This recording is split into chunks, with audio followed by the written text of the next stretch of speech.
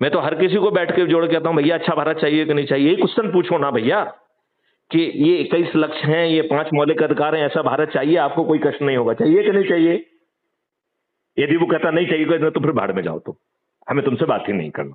यदि कोई इतना दुष्ट है कि उसे खुद के लिए और अपने बच्चों के लिए अच्छा भारत नहीं चाहिए, वर्तमान दुर्व्यवस्था में जो वो अपमान सह रहा है, झूठे मुकदमे पड़ रहे हैं, जूते लाते खा रहा है, यदि उसमें उसे आनंद आ रहा है तो उसको वो आनंद लेने दिया जाए ना। हम उसको इस आनंद से क्यों वंचित रखना चाहते हैं?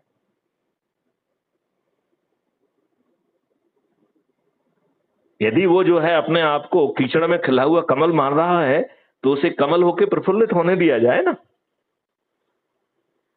ठीक बात है सर। मेरा ये कहना है कि आप जो है, हमें अच्छा भारत चाहिए, ये भी यदि मुंह से कहने के लायक नहीं है, तो मुझे लगता है कि अभी आपके पाप के दिन खत्म नहीं हुए हैं।